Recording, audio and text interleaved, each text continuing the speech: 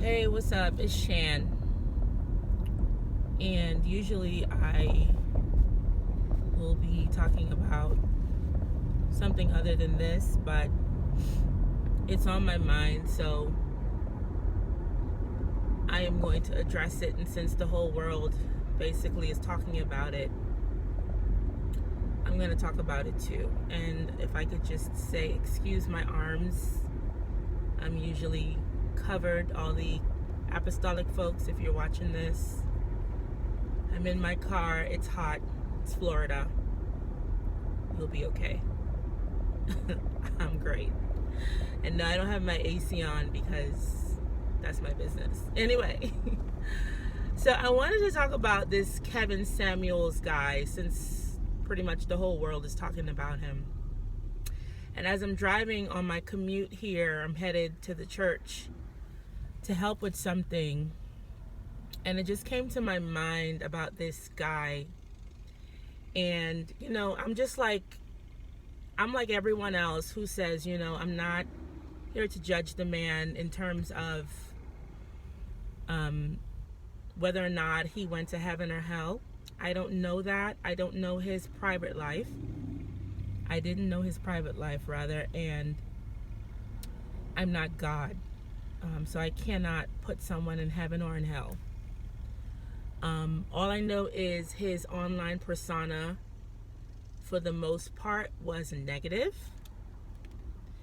And so that's what he was known for. He was known for, spewing negative advice and saying negative things about women. And I've seen a couple of his clips. I haven't watched much of it because I have found that whatever you feed yourself, you tend to believe. So I don't feed myself anything negative. When I'm watching YouTube videos, listening to podcasts, if it's not uplifting me, if it's not feeding me positive messages, I'm not going to just sit there and listen to somebody talk badly about my gender, my race, my age group. I'm just not going to do that. So yeah, I saw a couple of his things just to kind of like see what all the, the jazz was about, all the hoopla was about. And this was months and months ago. So I haven't seen anything recently, but the point I want to make is, as negative as this gentleman was, he made an impact on his generation, right? So my question for us who are still alive and we remain, what are we doing to make an impact on our generation? Yes, Kevin Samuels, he may have made a negative impact, but he's gone and the whole world almost is talking about him. Will that be you? Will that be me?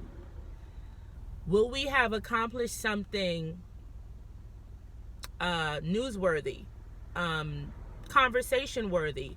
Because granted, he's gone, I guarantee you his videos are going to become viral, because the people that don't know who he is, they're going to start looking up his stuff, and those videos are going to get views. I don't know how it all works. I don't know if YouTube just takes down people's pages or what happens once they pass away, because he's such a well-known voice. So obviously even YouTube is going to know who he is. He has like a 1.5 million followers. So I'm not sure what's going to happen with his page or whatever. But like I said, the point that I wanted to make was, are we impacting our generation? And are we doing it in a positive way? Like, what are we doing? Those of us who are alive and we remain, what are we doing to make an impact? Are we living our purpose? Kevin Samuels, maybe if he had done it in a different way, he could have been, who knows, a great spokesman for women. Um, but he used his platform and his voice, and people followed him, and he became like a household name. There's probably not anyone in YouTube world that doesn't know who Kevin Samuels is. One of my favorite relationship gurus, I guess. He doesn't call himself that, but I'm calling him that. He calls him the man in the dark. And we all know who the man in the dark is now. If we didn't know before, we know who he is now. So again, the question is to all of us, what are we doing to impact our generation? What is our purpose? How are we affecting change, and how are we affecting other people's lives? Like, what is our gifts? What is our calling? How are we influencing people, toward God? Because that's really what we ultimately want. We don't just want to be influencers and rack up a bunch of followings. We want to influence people to do good. We want to encourage people to fulfill their purpose, fulfill their destinies. That's what it's all about. Like, what are you called to do? What is in your hand? What are you doing with the gifts that God has called you to do? Or are you just sitting down all day watching YouTube videos, watching other people live out their purpose, while your purpose and your destiny just goes by? Like, what are you doing? What am I doing? I have to ask myself the same question. I've been slacking. I was supposed to complete a video series for a book that I wrote a few years ago. And I gotta tell you, anytime I move in the direction of my purpose, there is always something that comes to knock me down. Always. And it's a lesson for me that, okay, this is the right thing that I'm doing, but I have to make a decision. Am I going to live in this discouragement, or am I going to keep moving in that direction to accomplish what I set out to do? So, for example, I decided that, since I'm a poet, and I'm a good poet, thanks be to God, I decided this year I want to write Mother's Day poems. Not poems, one poem. I want to write a Mother's Day poem that can rival classic poems, that can become a classic poem. Not rival, but because I don't believe in competition. There's room for everyone at the table. So I wanted to write something that could become a classic, right? And I said, I'm going to charge for this poem. And I did. But here's the thing. The day that I decided that I was going to reach out to my friends and my family in regards to this poem, my car broke down. Not this car, but another car that I had. The first car I had, it broke down. And that was such a stressful, traumatic experience that, I felt, well, you know what? Honestly, I immediately recognized and realized that it was a distraction to keep me away from doing what I was wanting to do. Because the same thing happened when I decided that I was going to start doing YouTube videos. I got sick. My voice was somehow attacked. I contracted shingles. Like, it was a whole series of crazy events that happened to me that completely distracted me and threw me off. And so I never finished the series. I was supposed to finish it last year. Here we are in May, and I haven't picked it up yet. But I will. I'll pick it back up because I know what God told me to do. So going back to, the purpose in accomplishing something, making your mark in the world, we all have a voice. We all have something that we have to say, that needs to be said. We all have a book or you know, a poem, who knows, whatever you're supposed to do so that the world can know when you leave, you were here. Like, I'm a 3-time author. At least I have that on record to say, if I, you know, went home today, if I you know, took my leave, God called me home,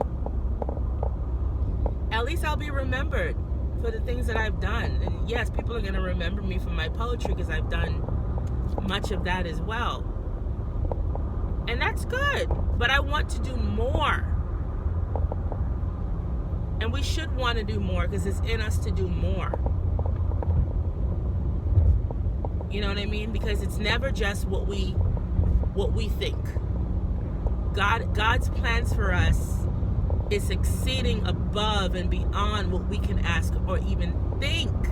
So what I'm thinking right now that I want to do and accomplish, God is like, no, bigger, better than that, greater than that, more people than that. So, yeah, Kevin Samuels, he had a negative message.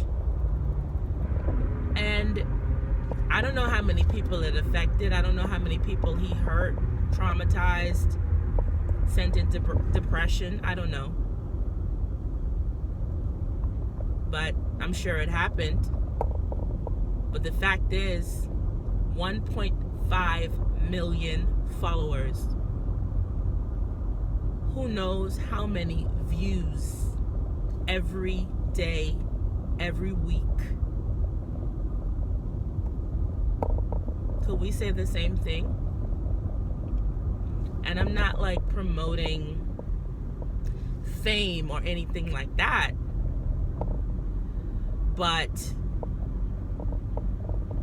you know, that's possible. It's a possibility. We shouldn't shy away from fame, especially if we're doing things that are good. I'm not going to shy away. If I become famous, I'm not going to say, oh no, I don't want to be famous. If I'm doing something good and my message is good and it's influencing others in a good direction, I'm going to be grateful to be known. Because the more people who know you, the more people you can influence to serve God and love God and to fulfill their purpose. And that's what you want. Like, you want that. Jesus didn't ask for fame, but because he was, you know, walking in his purpose, he became famous. He didn't make himself famous. The people made him famous. And that is the point. That's what I'm trying to say. The people, they make you famous. The people you are influencing. That's what happened with Kevin Samuels. You know, he didn't get 1.5 million followers just by sitting there. It was word of mouth. Hey, watch this video. Send this video to this person and reshare this video here. And did you hear about this guy? So many times, 1.5 million followers.